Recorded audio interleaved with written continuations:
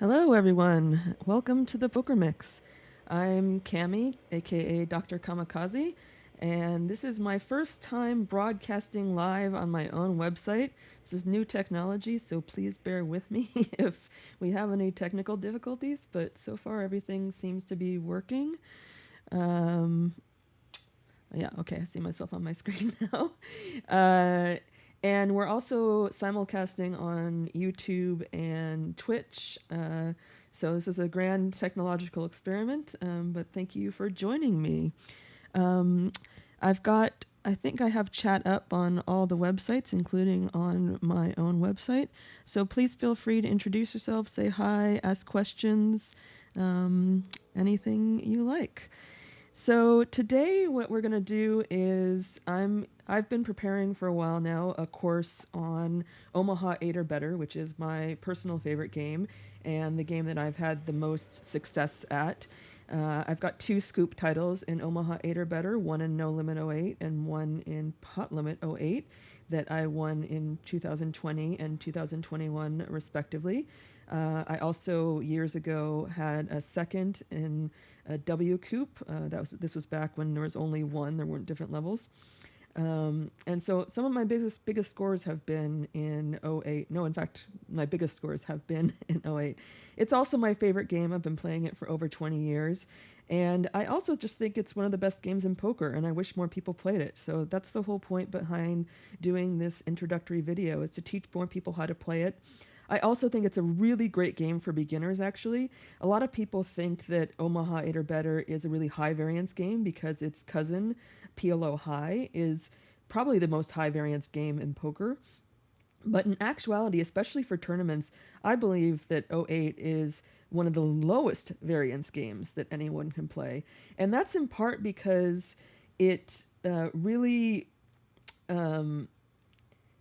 especially No Limit '08, really offers a lot of opportunity for beginner players to completely realize their equity and get it in relatively good spots without knowing that much about the game. And so that's the intention of this webinar that I'm making for you all today, which is to introduce you to the basics and hopefully get you into a place where you could start playing Omaha 8 or Better tournaments and do reasonably well. I certainly think the variance for beginners would be way lower using some of the strategies I've devised than at No Limit Hold'em for certain.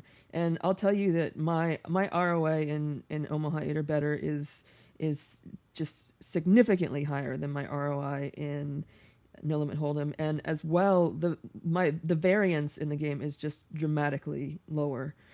So yeah, I hope you'll enjoy this, and I hope you'll get to love the game of Omaha 8 or Better as much as I do. So let's get started. And I've prepared a PowerPoint presentation to sort of walk you through it all. So this is an introduction to Omaha 8 or Better. And we're going to focus primarily on MTTs. A lot of what I'm going to teach you the basics of how to play the game, as well as the specifics of how to adjust for MTT play. Now, I do sometimes play Omaha 8 or Better cash games, but I actually mostly play tournaments. That's most of the games that I mostly play on PokerStars. There aren't usually '08 cash games running very often, so I really like to focus on. And I'm mostly a tournament player anyway. So most of my experience, aside from cash game limit Omaha 8 or Better, is in MTPs, and I've been playing MTTs for a lot longer and a lot more recently. So that's going to be the focus of what we're doing. Is going to be pot limit and no limit Omaha 8 or Better. But a lot of what we're doing here will apply to all the variants of Omaha as well as to cash games. Although there are some slight differences for cash games for sure that we're not going to be able to get into. So to start off, we're gonna walk through the basic rules of the game. I'm going to assume that anybody watching this webinar knows how to play No Limit Hold'em or Texas Hold'em in any variant. If you don't, I highly recommend you go and look up some introductory videos on how to play Hold'em, because until you learn the rules of No Limit Hold'em, you're probably going to have a bit of a hard time figuring out what's going on with Omaha Low, which has more pre-flop cards and gets a little bit more complicated.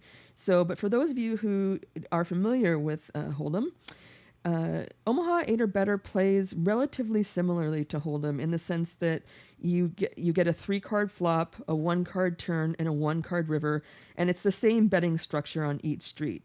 So all of that remains the same.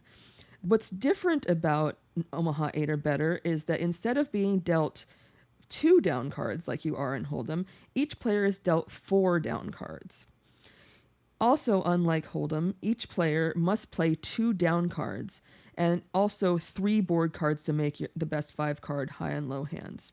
So, for example, let's say you're dealt the best hand in Omaha 8 or Better. Ace, ace, 2, 3, double suited. So that's the ace, both aces with suited to the 2 and the 3. This is the most premium hand in Omaha 8 or Better. You will get it extremely rarely. I think I've been playing Omaha 8 or Better for 20 years. I doubt I've been dealt ace, ace, 2, 3 double suited more than a dozen times. So it's pretty rare when you get this monster holding, but let's say you do. So now when the thing is that you can only use 2 cards in your hand for the high part of your hand, and only 2 cards in the hand. It could be any. You don't need to use the same cards. It can be any of the 4, but it has to be two. You have to use 2 of your cards, both for the high hand and for the low hand. And similarly, you must play 3 cards on the board. So this is a big difference from Hold'em, where in Hold'em, let's say there's 4 aces on the board and a king. So the board plays because the nuts is the board, 4 aces and a king. Similarly, let's say the board in Hold'em was 4 aces and a 2. Now any player in Hold'em with a king has the nuts, right? Because they have 4 aces with a king. Now, this doesn't hold true in Omaha 8 or Better. In Omaha 8 or Better, if there's 4 aces on the board and a king, then every player can only play 3 aces. That means that the best possible hand, the nuts, in Omaha 8 or Better, when there's 4 aces on the board, is pocket kings in your hand. And then next would be pocket queens. And then after unpaired hands, king, queen. So it would be 3 aces with king, queen would be the best hand. That's assuming, you can't have 4 aces because the ace is on the board. So this is a really huge difference. It makes, so for example, if there's a 4-card straight on the board and you only have 1 of the cards in your hand, you do not have a straight. If there are 4 flush cards on the board and you have the ace of that flush in your hand, you do not have the flush. You must have 2 cards and play 2 cards from your hand in making your hand. So, let's see. What am I? I lost my chat thing. Okay, doesn't look like we had any questions so far. Okay, so moving on. 08 is a split pot game. So at Showdown, this pot is split between the best 5-card hand and the best 5-card low hand, using the same configuration of cards we just discussed. In Omaha 8 or Better, aces count as both high and low cards. So let's say you have ace king in your hand and there's a queen jack 10 on the board, you have the nut straight.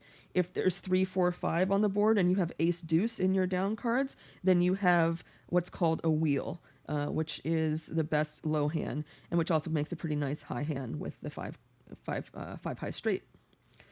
So also each player can use different cards and combinations for high and low hands, but both hands must use 2 down cards and 3 cards on the board. Now, in Omaha 8 or Better, the reason why it's called 8 or Better is because 8 is the low qualifier. That means in order for a player to make a low hand and get half the pot with a low hand, there must be 3 cards 8 or lower that are not paired on the board. And then you must have 2 low cards below an 8 that do not match the pairs on the board to make your 5-card low hand. So ace 2, 3, 4, 5 is the best low hand. We call that the nut low. Straights and flushes don't matter for the low side of the pot, but they do, of course, matter for the high side of the pot. They count on the high side of the pot. And high hands have the same ranking in Hold'em. So, for example, a pair beats ace high, two pair beats one pair, three of a kind beats two pair, a straight beats those, a flush beats those. Say exactly the same as in Hold'em. So given all of this information, the key takeaway overall in this video for you is going to be that the best strategy is to play for both the high and the low sides of the pot.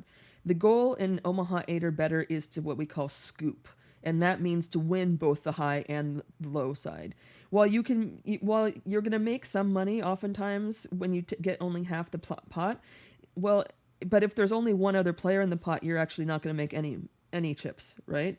So the goal is to either scoop the entire pot or what we call quarter your opponents, which means you might, so for example, let's say you have ace deuce of hearts and there's a low on the board and the river card makes a heart flush possible. So you now have the nut high with the ace high flush and you have the nut low with the ace deuce. However, other players might have ace deuce also. In that case, you would win the high part of the pot, and then you would chop the low side of the pot with whatever remaining players have the same nut low hand. But so quartering also will gain you a huge amount of chips. You make all your money, you make all your chips, the tournament chips in Omaha 8 or better when you either scoop or you quarter your opponents. All right. So any questions? I'm not seeing any. So, but please let me know if you have any questions, and I'll address them as we go on.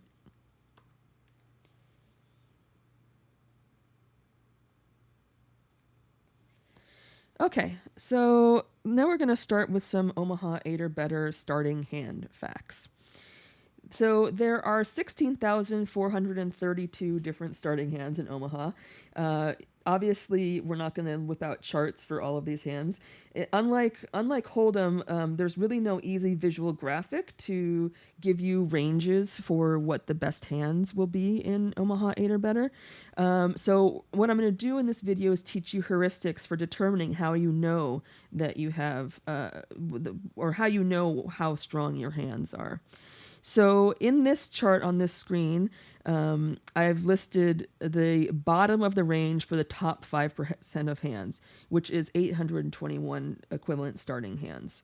So top 5% of hands in Hold'em would be something like, it might be like fives or fours plus ace jack off and ace 10 suited plus, and maybe a couple of suited Broadway cards and maybe king queen in there. So, like 5% is a really, really, really strong starting range. And I've listed the bottom of the range, bottom of range hands here to give you a sense what the weakest hands in the top 5% are. And so all of these hands, which are at the bottom of the top 5% range, are actually extremely strong 8 or better hands that you'll want to be playing most of the time. So for example, ace jack 8 deuce double suited, very strong hand. Ace queen 3-3, a double suited, a very strong hand. Ace jack 2-6, double suited, also a very strong hand. So you'll notice some things that all these hands have in common, which is that they all have an ace. They all have some high potential in the sense of being double suited or with a high kicker. And they also all have a wheel card low, and they mostly have a deuce or a 3. So an ace deuce or an ace 3 possibility for low. And many of them with redraw cards, so more than one low possible hand. So starting hand types, we're going to go through some of the ideas about how you can identify the strength of your starting hand. So these are some of the characteristics that will tell you that your hand has a lot of things going for it. So the number one thing to look for in a starting hand is that it's double suited. Now, there are lots of garbage double-suited hands that you can't really play in Omaha 8 or better, but by and large, having a hand that is double-suited increases the value of the hand dramatically. So you're gonna when you're trying to determine hands to play, like let's say you think a hand might be marginal. Let's say for example, you've got the ace jack 4-5, and there's a raise and a call in front of you. Now, if it's ace jack 4-5 rainbow, you might want to consider throwing that hand away, depending on the action and how much the bets are and stuff like that, and what your position is. But if that hand is double suited, you almost definitely want to play it, because while you need to get some help to make the best low and stuff like that, you just have so much potential with a double suited hand. After double suited hands, single suited hands are the most powerful. So being suited adds about 4% equity. I think it's 4% equity for single suited hands and something like 8% equity for double suited hands. This is why playing double suited hands is so important and why there's so much more of a premium. And then after that, your hands go down in value. If you have 3 of the same suit in your hand, it goes down in value a little bit more if you have 4 of the same suit in your hand. And then the least valuable hand rankings are when you have when all of your cards are unsuited and you have a rainbow 4-card down hand. Another thing you're looking for with your starting hand types is hands with both high and low potential. So we already mentioned the premium, the best possible starting hand in Omaha 8 or better, which is ace, ace, 2, 3. Any ace, ace, 2 hand is an absolute monster. In fact, really any ace, ace hand is a very strong hand that you most likely will want to be playing. But we'll talk later about some of the nuances of that.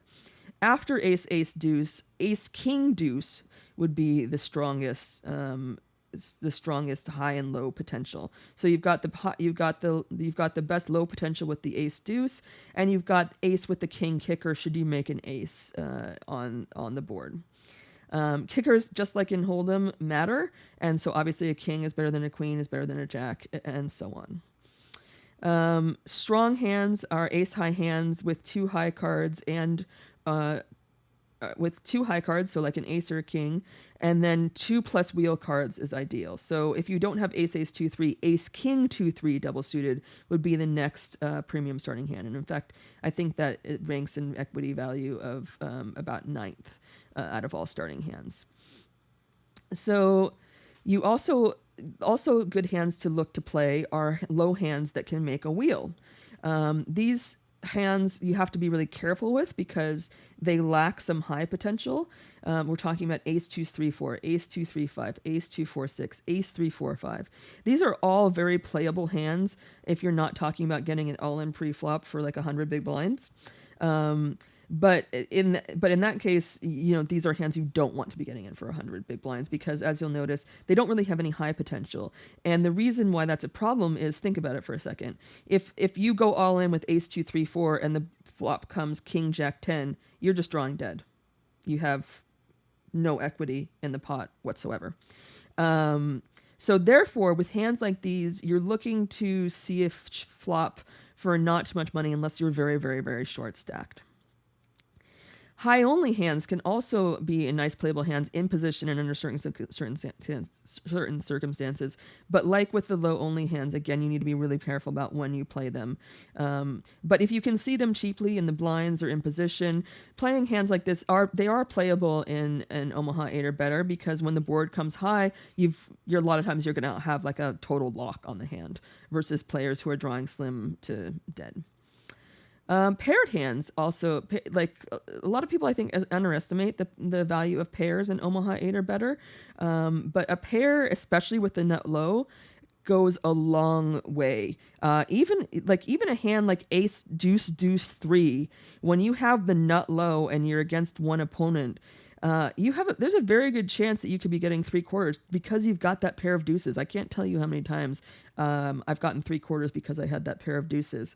Obviously, a pair of aces is the strongest, but pairs go down in value very much from there. The difference between ace, ace, 2, 3, and king, king, 2, 3 in Omaha 8 or better is significantly greater than the difference between aces and kings in No Limit Hold'em.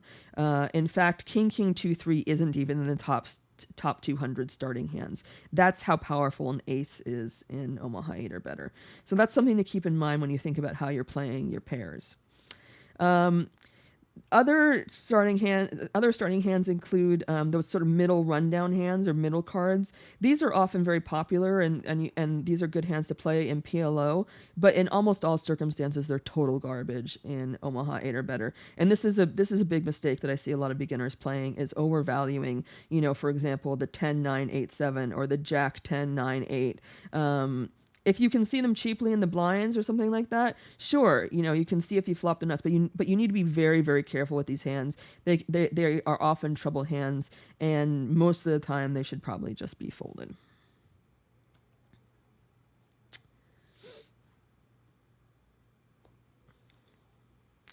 So one of the things you want to do when you start playing Omaha 8 or better is to practice evaluating your hand strength. Because there are too many hands in 08 to create a readable chart like you see when people, if you go to any training site, Hold'em training site, you'll often see players talking about ranges, and some sites even offer pre-flop hand ranges, pre-flop hand range charts for free. These don't exist in Omaha 8 or better because there's just too many hands. So, because of that, you want to develop some evaluation metrics for determining whether or not your hand is a strong hand and a playable hand at various stages. So, one key metric is directionality. Two-way hands are stronger than one-way hands. So, for example, ace, as we already talked about, ace king 2-3 is a stronger hand than ace 2-3-4. Right? That's because you have both high and low potential with the ace king 2-3. Same with when you have four high cards in your hand. That's also a one-way hand.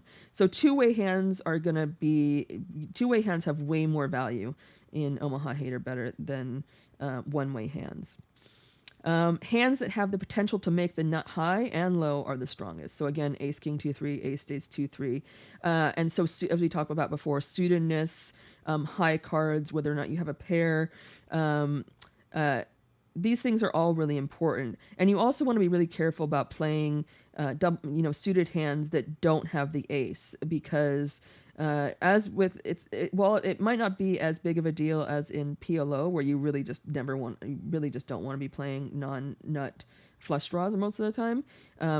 Suitedness can be valuable in PLO 8 or better. Like let's say you have ace 2-3-4 with the 3-4 of diamonds, and on the river you've got the nut low and the diamond flush with the 3-4. This is still an extremely strong hand. However, if you didn't have the nuts one way, you'd want to be playing that hand very carefully and possibly even folding it to a lot of action.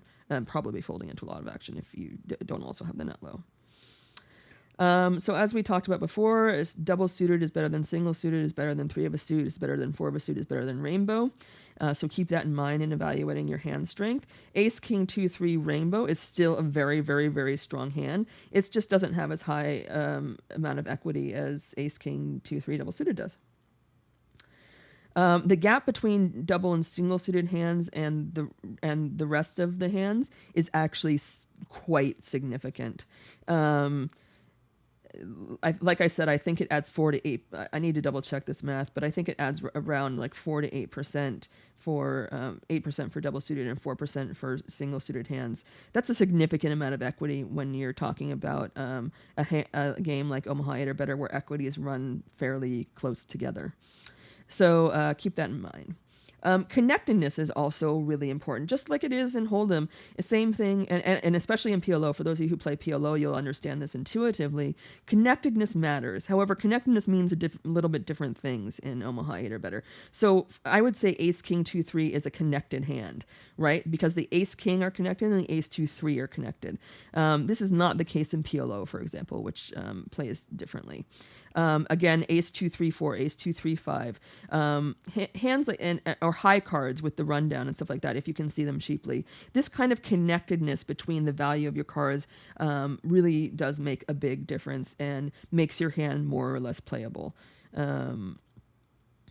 So strong two-way hands over low only connected, over high only connected, and then the hands that are going to be in the garbage or low equity pile are ones with danglers. It does depend. Ace 2 3 9 double suited is still an extremely strong and very playable hand, but obviously the 9 is a massive dangler that doesn't really help your hand very much because it doesn't connect to any of your other cards. You can't make a straight with it. In addition, it's the 9 kicker is just, if let's say you pair your ace, a 9 kicker just isn't particularly strong. So hand rankings. We've already talked about how powerful ace 2 3 is. So that's the highest equity starting hand in 08. If it's possible to play for stacks pre-flop, so let's say you're playing No Limit 08, almost every AA hand will have 50% or greater equity versus any non-AA hand. There are some rare exceptions to this. I've, for example, jammed, say 60 big blinds with ace, queen, 9 rainbow and been called by like ace, king, 2, 3 double suited. In that case, I think the ace, king, 2, 3 double suited is a slight favorite. However, it's something like 55-45. And almost all the time, you are never, even with the most garbage AA hands, you're just never going to be less than a 50%. You're never going to have less than 50% equity versus an opponent. Therefore, if you're playing No Limit Hold'em and you have a No Limit Omaha 8 or better, and you have a garbage AA hand, jamming it is often the correct play. And even ace, queen with 3 aces is actually a playable hand, and you should play it in those instances if you could jam it all in pre. Ace, king, 2, 3 double suited is the highest non-AA equity hand, and the 9th highest equity hand in 08, as I mentioned before. Other powerful high equity starting hands include ace 2 3 4 double suited, all the low connected double suited hands, ace queen 2 3, ace jack 2 3. Again, not the king is a better kicker, but these are even going down the notch a little bit in kicker. These are all still very, very, very strong hands. Ace king deuce is a very, very strong hand, and plays very well all in No Limit 08 or better. Same with ace queen deuce, ace any of these hands we pair with the ace deuce can be a very, very powerful starting hand. Ace king 2 4, so like again picking the high, the aces with 1 high card and 2 low cards double suited. These are all very powerful hands, as are hands with like ace 2 3 double suited and stuff like that. Again, these are hands maybe you don't want to get all in pre-flop, but they're still very good starting hands that you want to see a flop with if you can. And then after ace deuce hand, hands with ace 3, ace 4, these can be very playable hands, especially with high card kickers and double suited as well.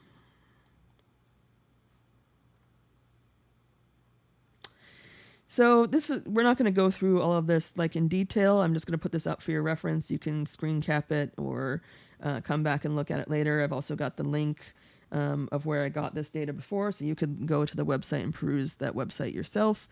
But this is a list of the top 200 starting hands, and I'm gonna right now go through some of the heuristics, the characteristics of these starting hands in more detail than we've already gone through. So, looking at that list, what are some of the things that all of those hands have in common? Well, first of all of the top 200 starting hands contain at least 1 ace. You'll often hear the mantra in Omaha 8 or better, never leave home without an ace. This is how important an ace is. I mentioned before that even king 2 3 double suited is not in the top 200 starting hands. That is how powerful an ace is. That doesn't mean that hands without aces are not playable, but you should consider that in terms of playing big pots, that any hand without an ace is going to be a pretty big underdog if there's a lot of action happening pre-flop. So they all have at least 1 ace, and they all have at least a 2, a 3, or a 4. This is the top 200 starting hands. So ace deuce, ace 3, or ace 4 are a part of every single one of the top 200 starting hands. So that tells you the power of having the ace with a wheel card.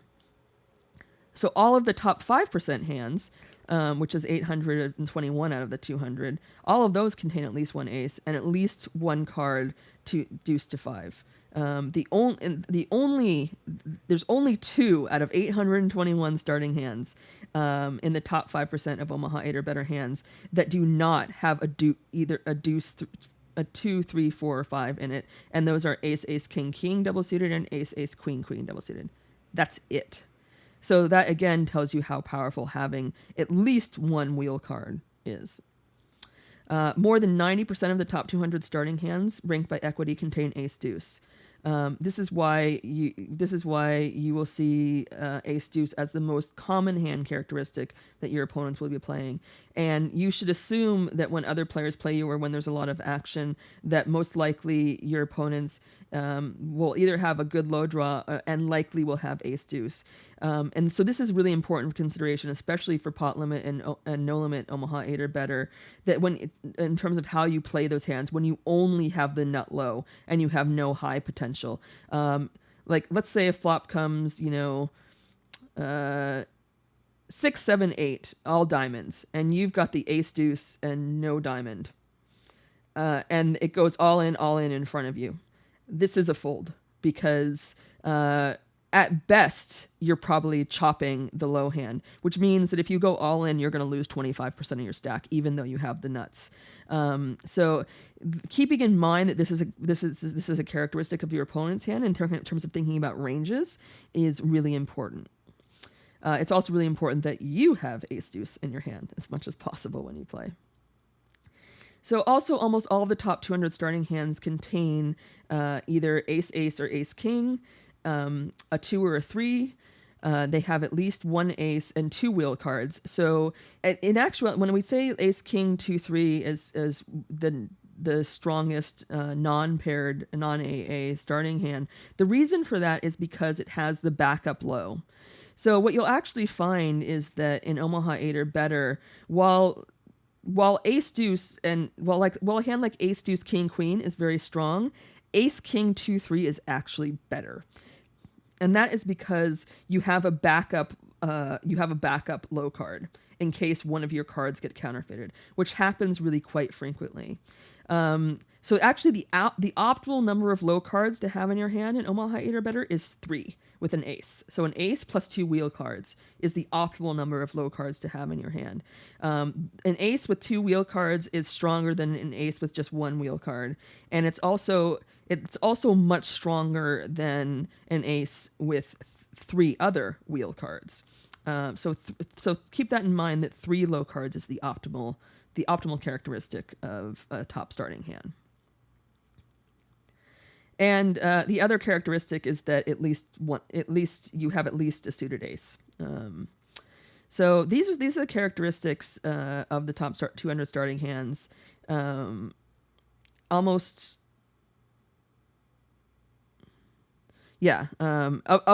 all of the top 200 starting hands have ace deuce in them, for example, except for hands that have ace ace 3 and ace king 3 in it. So that again tells you the power of ace deuce. Hand quality rankings. So, same as in Hold'em, high cards are better than low cards for making the high hand, right? And so an ace, because it goes both ways, it goes plays for both for high and for low, is the most important starting card. And we already talked about how ace king, ace queen, having that kicker just like in Hold'em is very important. I've already gone through this. While many of the hands without an ace can be playable, none, including king, king, deuce 3 double suited, are in the top 5% of hands. And against competent opponents, none will be a favorite if a lot of chips go in pre, and most will be at a significant disadvantage of 60-40 to 70-30 underdog if you don't have an ace in your hand all in pre. In fact, it wouldn't be uncommon. I very, very rarely see players get all in pre with less than 30% equity. It's really hard to have less than 30% equity when you go all in. However, not having an ace is going to put you closer to that 30% mark, and sometimes even below it if your opponent's hand counterfeits some of your cards, which will happen a lot if you're playing all in and you call without and you call without an ace. Low cards, as we talked about, really important. Most top hands contain at least a deuce, at least one deuce. Wheel cards are premium. Remember that in ace six, if you don't have another wheel card, low can never make the nut low. That's extremely important, and that's why a six is much less valuable than a five. Unless it's paired with other wheel cards that you can make straights, then a six can be quite valuable because of its connectedness. So like ace king deuce six, for example, is a very powerful hand because on a 3-4-5 flop, you've made the wheel and a 6 high straight, and you're going to quarter your opponents a lot. That's where a 6 can be very, very valuable. 7, now you're starting to not be very connected, and 7s and 8s for lows are not very valuable. And we discussed before, hands with exactly 3 wheel cards are the top premium. So for example, ace king 2-3 versus ace 2-3-5 is a 58 to 42% favorite.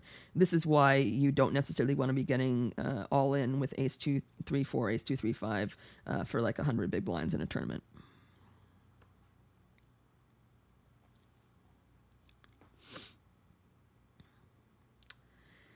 So more on hand quality rankings. Middle cards, including premium Omaha High run-down hands, are largely unplayable unless they can be played for cheap. So we've discussed this. Pairs again can be quite valuable. Obviously, aces are extremely valuable. Kings are often valuable, and queens, but it very much depends on your other cards. But any ace deuce hand with a pair can be very, very valuable. It doesn't mean that you necessarily want to get them all in pre-flop.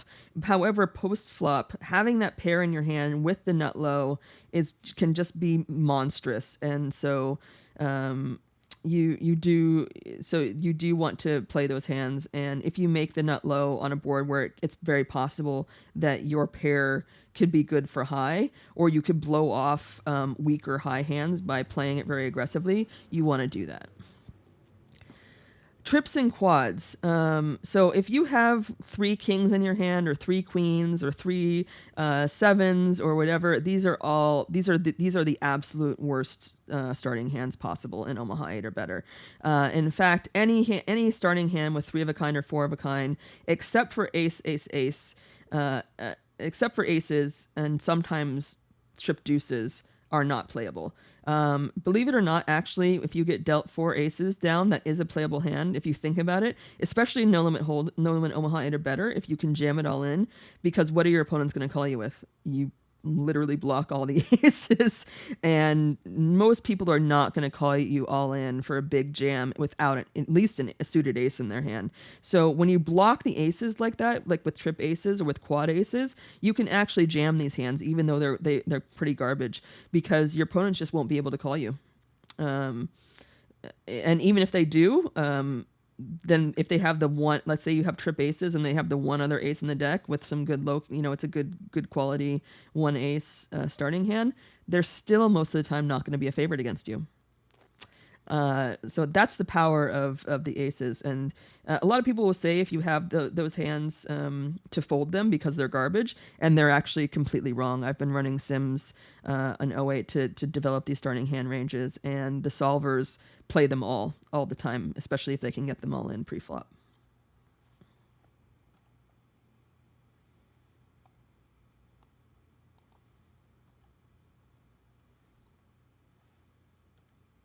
Sorry, just trying to get okay, there we go.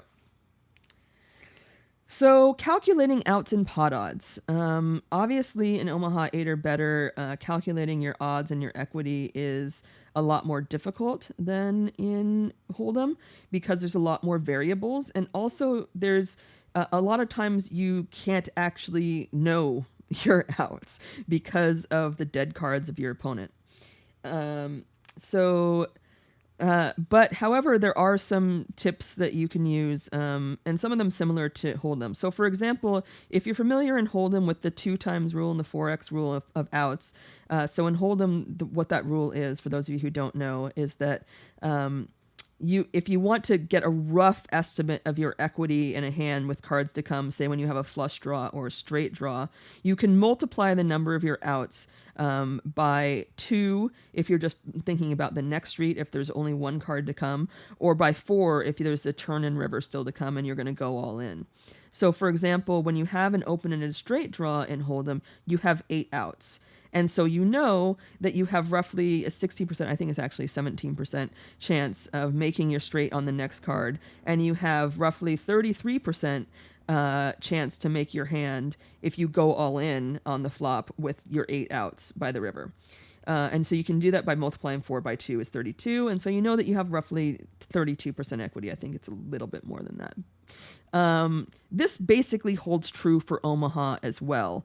And so for high hands, like making a flush or a straight, for example, that would go exactly the same. You would multiply it by 4 and you would just add a couple percent. So, because it's more likely because you have two more cards are dead in your hand in Omaha 8 or better, you're slightly more likely to make your flushes and straights and full houses in Omaha 8 or better or in any Omaha variant than you are in Hold'em. So you would add like 2 to 4% depending on the number of the outs with the two rules. So you would say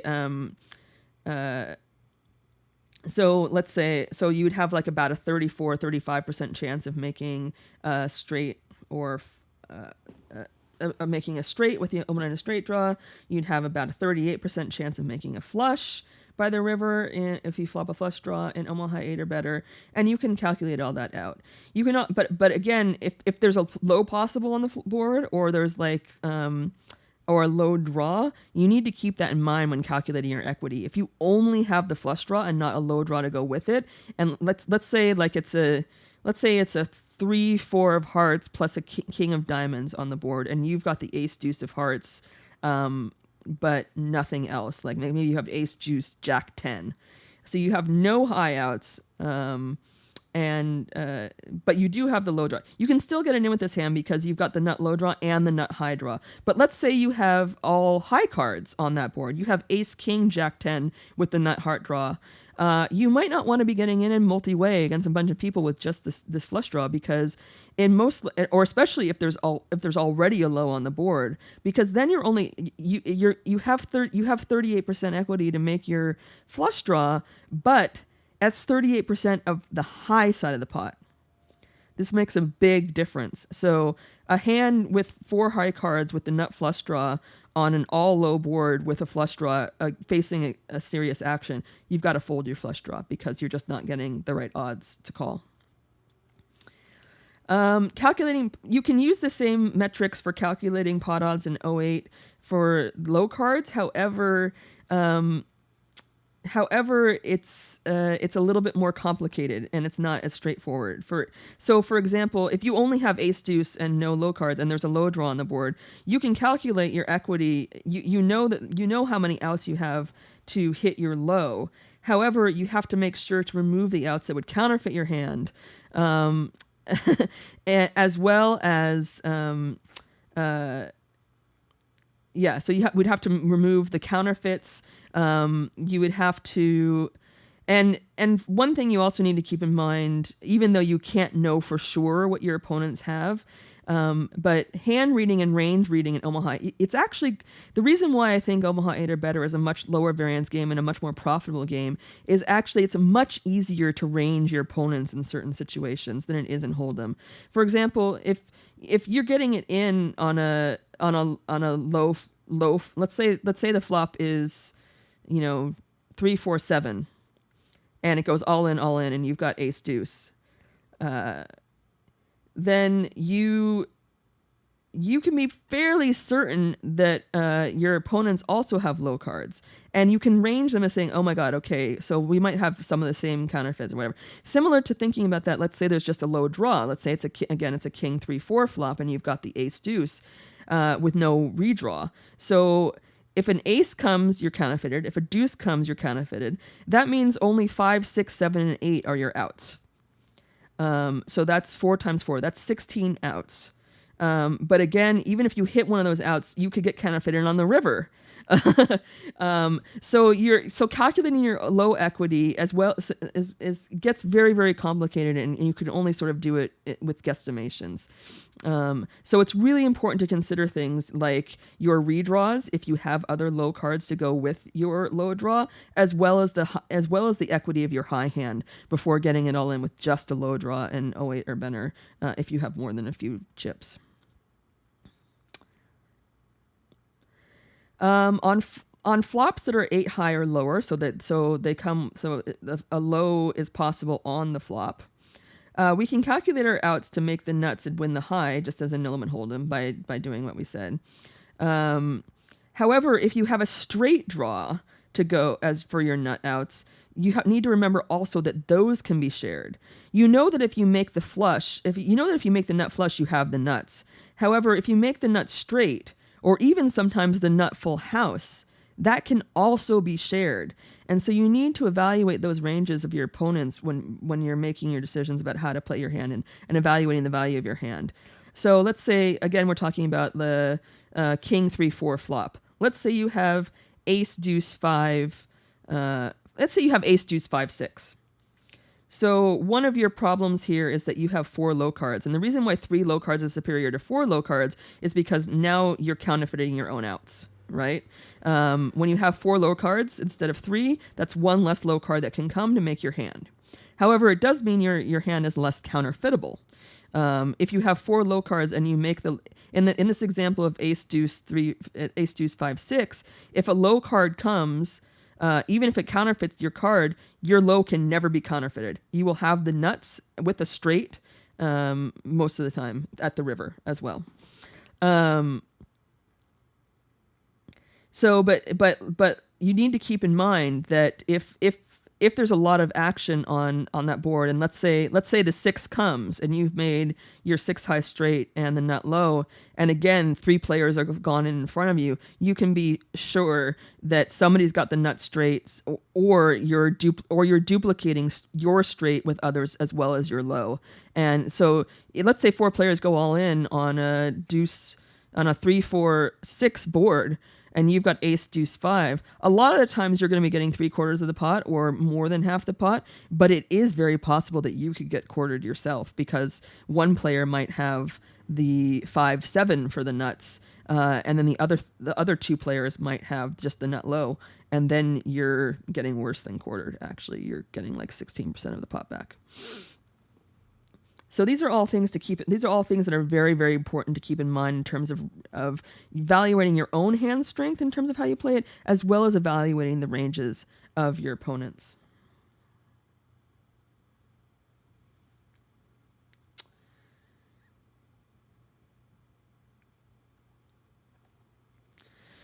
All right, we're 10 to 9. I was trying to get this in under hours. It looks like we're gonna make it. This is our last slide, I believe.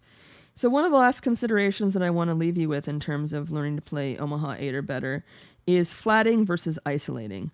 So what flatting means is, let's say you're on the button and the cutoff raises to 2.5, and you're on the button and you have a hand that you want to play. So the question is, do you just call or flat, or do you re-raise and isolate? And so there's a number of factors you want to take into consideration before making this decision. So first of all, what is your position?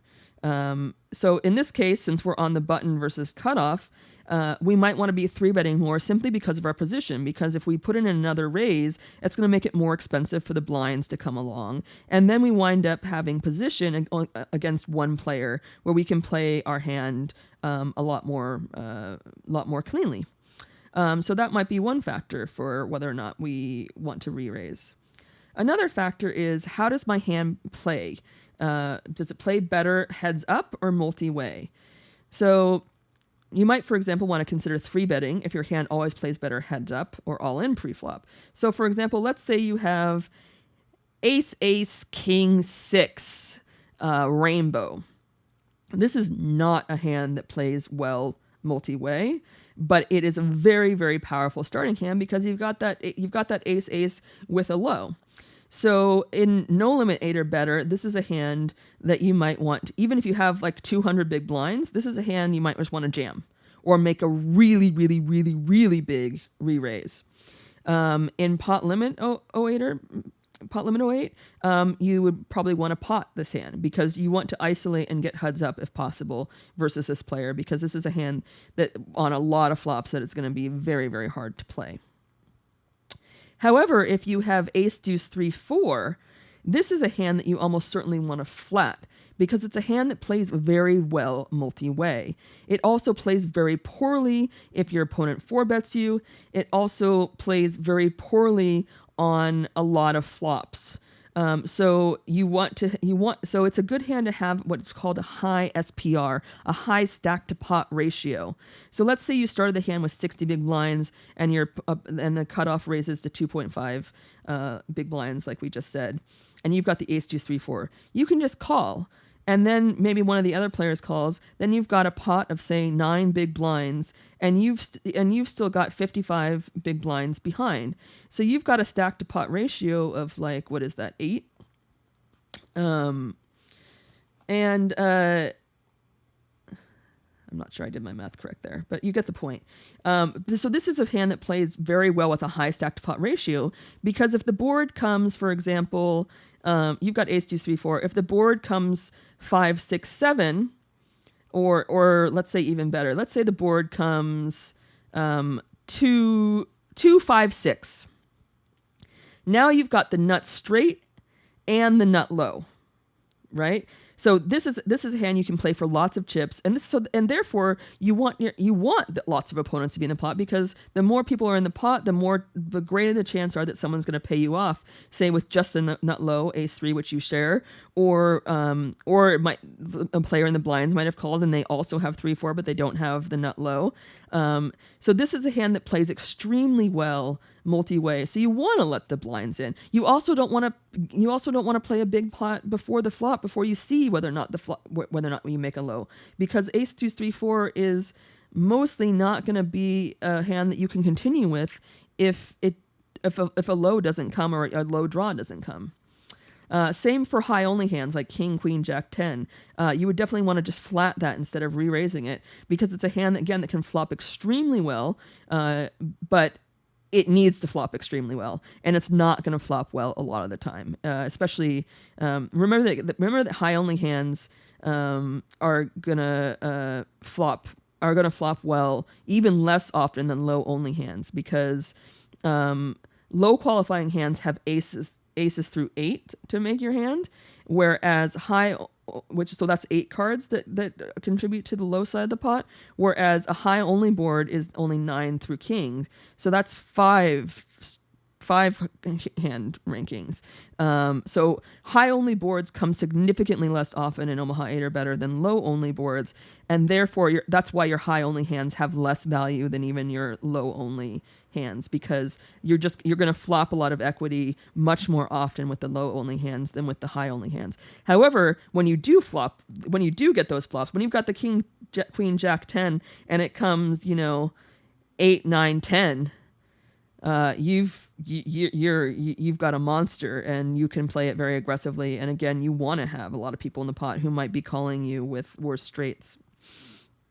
How many players have already entered the pot is also a factor. Again, if you have a hand that with really high equity all in pre-flop, but that plays badly against multiple players, like for example the ace queen 6 rainbow. Again, if there's especially if there's like 5 players already limping in the pot or something like that, you definitely want to jam and get them all out, and then hopefully either just win the pot right then or get called only by one player, because your hand is gonna realize its equity much better that way. Another thing to consider is, if your goal is to isolate, will it work? So if you only have 5 big blinds, you're not going to successfully isolate very well. If you have 15 big blinds, you might not be able to isolate very well either. If you're playing limit, you probably have no chance. You probably have little chance of isolating, although you might get a little bit of fold equity out of the blinds. So these are really important things to consider as whether or not you actually will achieve your goal by making that 3-bet if it happens. If you don't think you will, it might be a better option to flat. When 3-betting out of position, consider all these factors as well as the playability of the hand post-flop. So if you're making a non-all-in 3-bet in the blinds, a hand like Ace King 2-3 double suited is going to flop extremely well most of the time. You're going to be able to continue on a lot of boards. So your positional disadvantage doesn't matter as much. Same with something like Ace Deuce 3, for example. However, when you have the Ace 2-3-4 in the blinds, you really don't want to isolate and be playing out of position because probably 2/3 of the flops that come, you're going to have to check or give up, or you're going to have a hard time continuing. So you want to see those boards as cheaply as possible.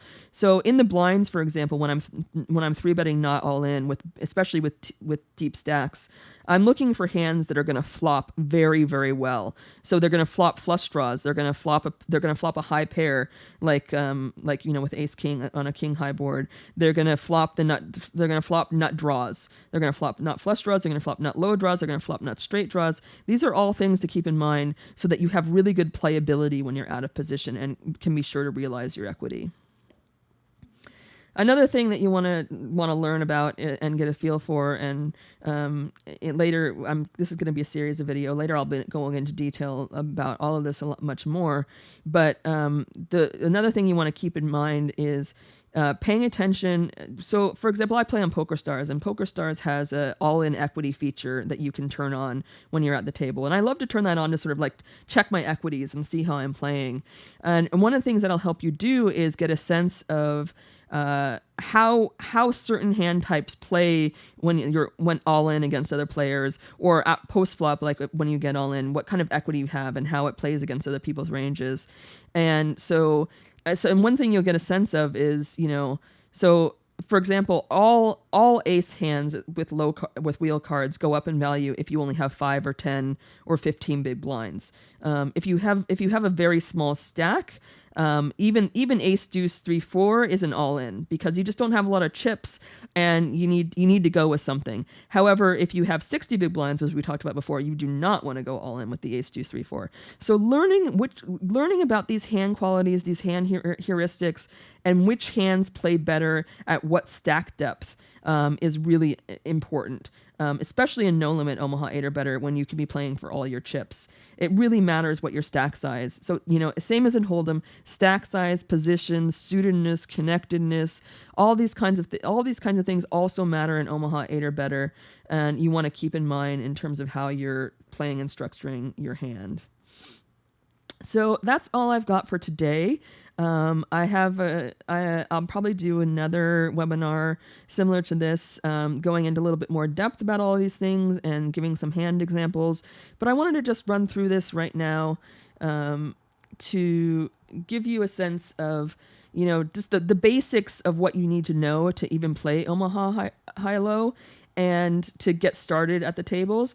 If you've never played before, I suggest starting at extremely low stakes and just play around, have some fun, start to get a feel for how the hands play, how raises work, when you want to be c-betting, when you want to be checking.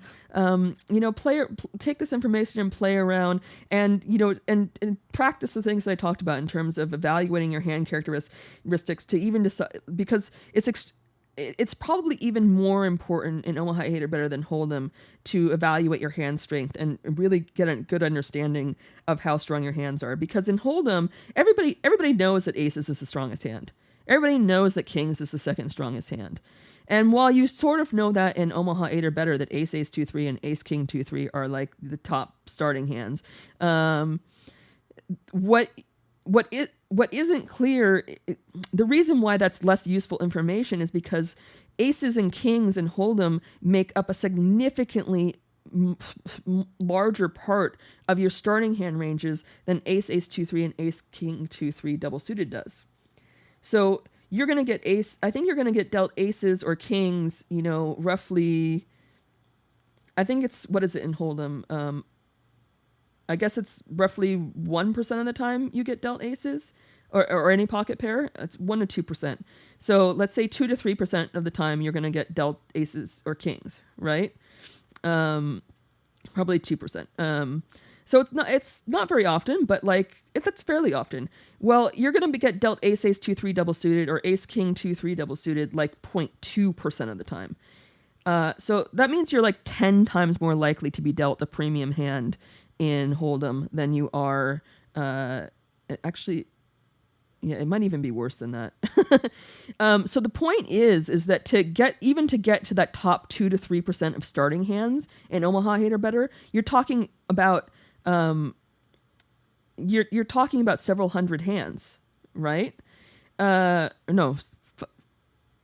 5% of hands was like 2. No, 5% of hands was 821 hands. So even 200 starting hands doesn't even get you to 5% in Omaha 8 or better. So it's actually a lot trickier, and is a skill in Omaha 8 or better, simply knowing what the equity of your hand is in different situations and how playable your hand is, because it's not so clear cut as it is in Hold'em. So I really encourage you to take everything that I've put into place here, start getting some hands in, because it's really not, this was just a PowerPoint presentation. We didn't go any hands. I'll give some hand examples next time. But it's really through playing that you're going to get a sense and a feel for how this actually works. And then you can come back to this video and review your hands and think and go through and look and evaluate and start to get a sense of how you're playing and how you're going to range yourself, and what the characteristics of the starting hands what characteristics of starting hands you need to have to be able to play a hand in different situations. I hope this has been useful. I don't see any questions, so I'm going to go ahead and end the stream here. I hope you enjoy this, and I hope you find it useful, and I especially hope to see you at the tables playing some Omaha 8 or better someday soon. Good luck at the tables. See you soon.